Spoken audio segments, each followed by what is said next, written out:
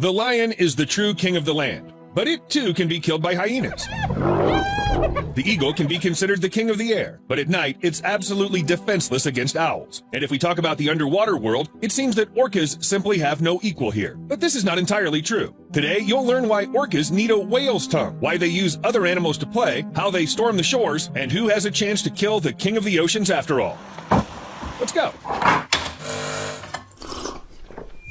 I don't think I need to explain what orcas are. They're huge, black and white, predatory, just devilishly smart. No kidding. To understand how powerful orcas are as hunters, it's enough to say that they have a thoughtful plan for each hunt, depending on what exactly is the future dinner. Orcas, and they almost always hunt in groups, choose a certain strategy. For example, they need to disorient a shark to eat it. For a school of small fish, something like a carousel of air bubbles will do, and when it comes to whales, it's better to see with your own eyes. The attack follows a brutal but working scheme. Orcas take turns ramming, biting, and pulling the whale by the pectoral fins, and as a rule, exhaust their prey. Even despite the size difference, one gets tired of such a thing. Imagine being bitten by several medium-sized dogs at the same time. And then they also try to drown you. Yes, orcas block the whale's breathing hole, and after a chase that can last for hours, the exhausted giant drowns. And then the final strike.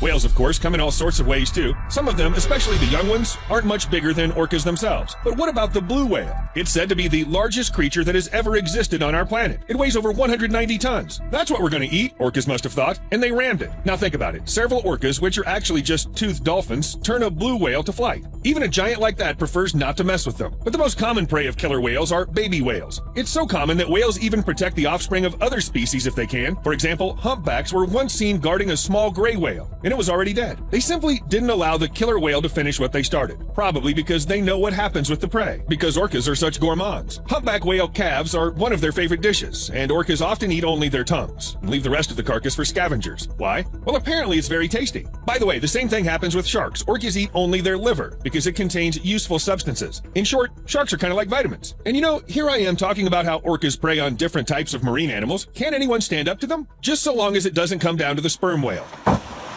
Orcas hunt females and calves of this species, but try to stay away from the males. The heavy and powerful tail of the sperm whale has the potential to deliver fatal blows. The exact force of such blows is unknown, but an adult sperm whale weighs about 90 tons. That's about 10 times the size of a classic Routemaster double-decker bus. Orcas wouldn't stand a chance if the sperm whale were a little more aggressive and smarter. Most whales are huge, but they're not really very intelligent. Apparently, all that they have are their tails. What if that same sperm whale was as smart as a human? Hey you, yep, on the other side of the screen. What would you do if you were a sperm whale suddenly attacked by an orca? Surely you'd turn around faster and hit it with the tail. Or maybe you could use your teeth. Each of them weigh 2.2 pounds. It'd be nice to start using them. Another predator that can fight orcas back is the great white shark.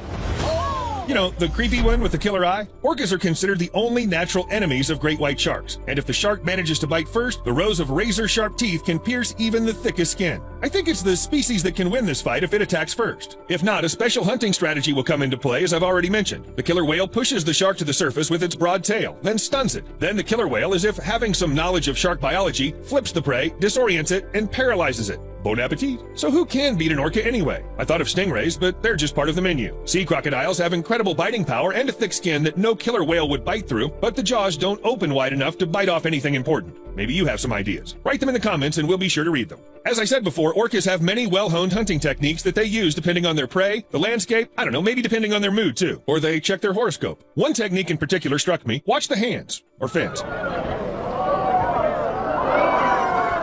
Seals often get out of the water on the ice floes to take a break. Nothing threatens them there, which means they can safely chill while bobbing on the waves. The orca is too heavy to climb on the ice floe and eat a seal, but it can always call its bros. Several predators line up, accelerate, then break right in front of the ice floe, creating a wave that just washes the prey away. All the orcas have to do is catch it in the water. There's nothing difficult here. They do it all the time. Sometimes, however, the prey manages to climb back onto the ice, and then the huge wave attack is repeated. Again, and again, and again. No one's in a rush here, you know. Oh, yes. As you've probably figured out by now, orcas are intelligent, ruthless predators that... What's that? Oh, another one?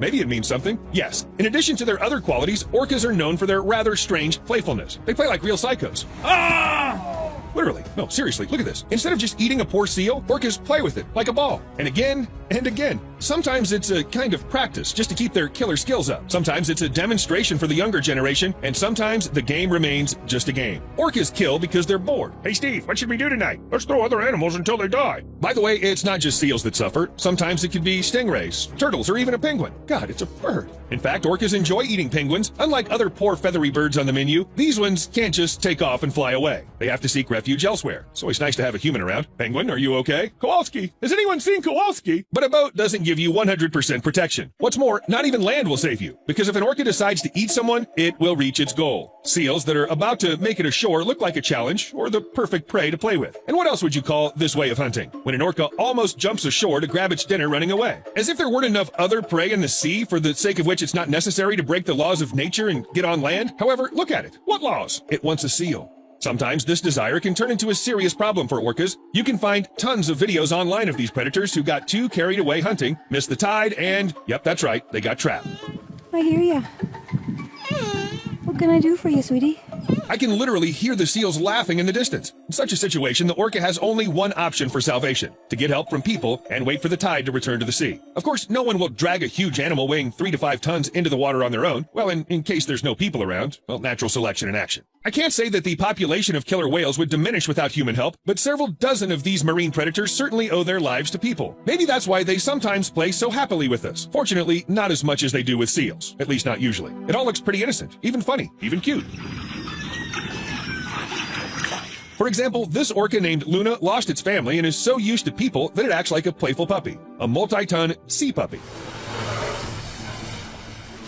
Looking at how orcas play with people, somehow you forget that they're cruel predators, and they have no equal in the sea. And if you've seen Free Willy, you probably can't help but get the feeling that you're being shamelessly deceived. And it's true. Hollywood is the chief deceiver. Even those orcas that perform in aquariums aren't the sweet, good-natured creatures. The best and most horrifying example is Tilikum, a trained male involved in at least 3 human killings. The first was Kelty Byrne, who slipped and fell into a pool where Tilikum and 2 other orcas were. They tossed the girl between them with their jaws, submerged her in the water, and prevented her from surfacing. Kelty drowned.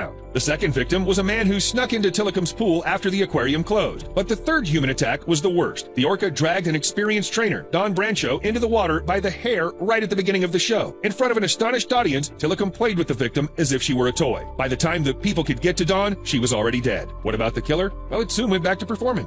Don't let the money go to waste. The most recent tragedy occurred at SeaWorld Orlando amusement park. But orcas aren't only kept there. I think they're at every SeaWorld aquarium. And they don't seem to forget their wild habits anywhere. They're predators that have no equal in the ocean. They're strong and intelligent. Why not hunt in the middle of a pool? So at SeaWorld San Diego, orcas don't just attack when they see something edible in front of them. They use bait to get the birds to come closer. And they do so quite deliberately, tossing pieces of, what is that, a fish? So pieces of fish closer, and then they wait. And it works. Orcas probably hunt birds just for the sake of hunting. They're playing. But you know, maybe from Tilikum's perspective, all the victims were part of the game too. I'd prefer to stay as far away from orcas as possible, especially if they're kept in captivity and already too used to humans. What if to them we're just skinny, hairy seals?